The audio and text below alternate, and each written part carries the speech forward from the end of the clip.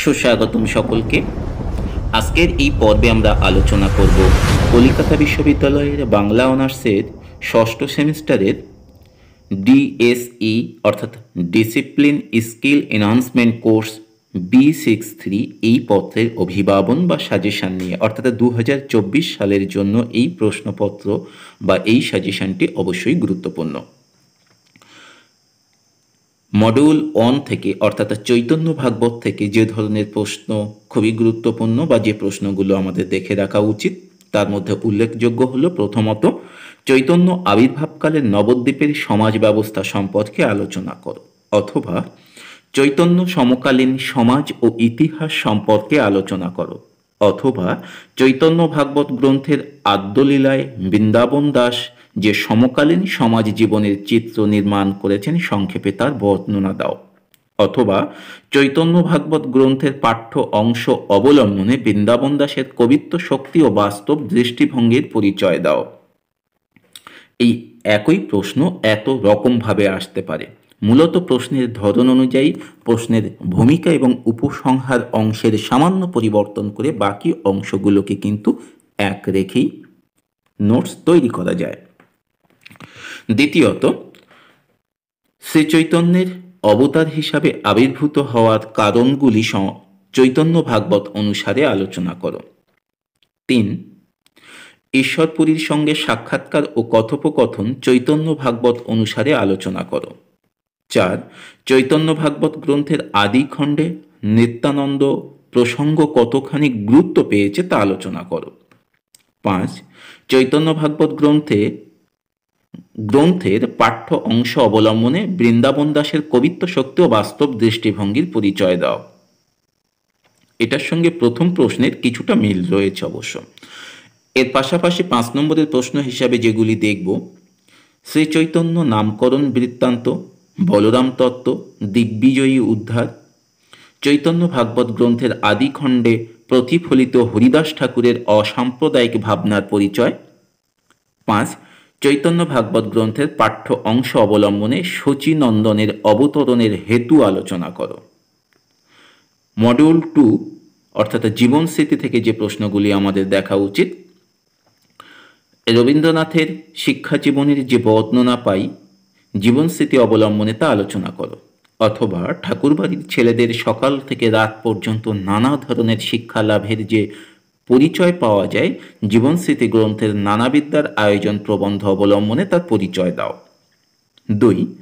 জীবন স্মৃতি অবলম্বনে রবীন্দ্রনাথের ছেলেবেলায় জোড়াসাঁকো ঠাকুরবাড়িতে সাহিত্যের যে হাওয়া বইত তার পরিচয় দাও, অথবা জীবন স্মৃতি গ্রন্থ অবলম্বনে ঠাকুরবাড়ির সংস্কৃতি চর্চার যে পরিচয় পাওয়া যায় তার সম্পর্কে আলোচনা করো বা সে সম্পর্কে আলোকপাত করো।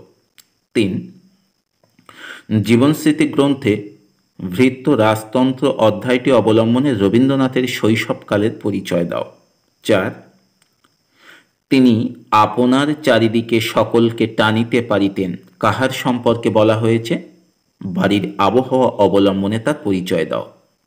এছাড়া 5 নম্বরের প্রশ্ন হিসাবে অতিরিক্ত হিসাবে আমাদের আরও কয়েকটি বিষয় দেখে রাখতে হবে। শ্রীকণ্ঠবাবু, বাংলা শিক্ষার অবসান, রাজেন্দ্রলাল মিত্র, সাহিত্যের সঙ্গে মৃত্যুশোক, এই সমস্ত বিষয়গুলো আমাদের 5 নম্বরের হিসাবে দেখে রাখতে হবে। মডিউল 3 থেকে দেশে বিদেশে, উপন্যাসটি একটি দীর্ঘ, তাই শুরু থেকে কিন্তু উপন্যাস অন্তত টেক্সট পড়ে নেওয়া উচিত, না হলে কিন্তু ছোট প্রশ্নের উত্তর দেওয়ার ক্ষেত্রে সমস্যা হবে, অর্থাৎ টেক্সটটি এই মুহূর্তে সকলে পড়ে নেবে। সৈয়দ মুস্তাফা আলী দেশে বিদেশে গ্রন্থে যে মজা, কৌতুক এবং হাসির অবতারণা করেছেন তার পরিচয় দাও। দেশে বিদেশে গ্রন্থে আফগানিস্তানের যে ছবি দেখা যায় সে সম্পর্কে একটি সম্মুখ ধারণা দাও। 3. আমান উল্লাহের অভিষেক এবং তার পতন সম্পর্কে আলোচনা করো। 4. দেশে বিদেশে গ্রন্থে সৈয়দ মুস্তাফা আলীর দার্শনিক ভাবুক কবিমনটি ক্ষণে ক্ষণে ফুটে উঠেছে, আলোচনা করো। 5. দেশে বিদেশে গ্রন্থ অবলম্বনে লেখকের খাইবার পাস অতিক্রমণের অভিজ্ঞতার বিবরণ দাও বা অভিজ্ঞতার বর্ণনা করো। আব্দুর রহমান চরিত্র, এছাড়া আরও কিছু বিষয় আমাদের দেখে রাখতে হবে। খাইবার পাস পেরোনোর অভিজ্ঞতার বর্ণনা দাও, সরাইখানায় থাকার সময় সৈয়দ মুজতবা আলীর বেশ কিছু অভিজ্ঞতা সঞ্চিত হয়, তার বিবরণ দাও। দেশে বিদেশে গ্রন্থ অবলম্বনে মীর আসলম চরিত্রটির পরিচয় দাও।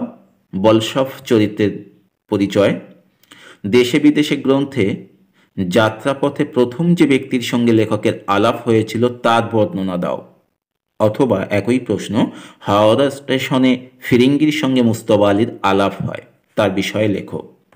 আহমদ আলী। এই প্রশ্নগুলো আমাদের দেখতে হবে। এই ছিল discipline skill enhancement course B63 suggestion. যারা চ্যানেলে নতুন তাদের কাছে অনুরোধ রইল চ্যানেলটিকে সাবস্ক্রাইব করে অল নোটিফিকেশন অন করে সঙ্গে থাকার জন্য। আমরা এর পূর্বেও কিন্তু সালের প্রশ্ন নিয়ে আলোচনা করেছি, সাজেশন নিয়ে আলোচনা করেছি। যারা পূর্ববর্তী আলোচনাগুলো দেখোনি, আমার অন স্ক্রিনে ভিডিও লিঙ্ক রয়েছে পূর্ববর্তী ভিডিও, সেই সমস্ত ভিডিওগুলো দেখে নিতে পারবে। ধন্যবাদ সকলকে।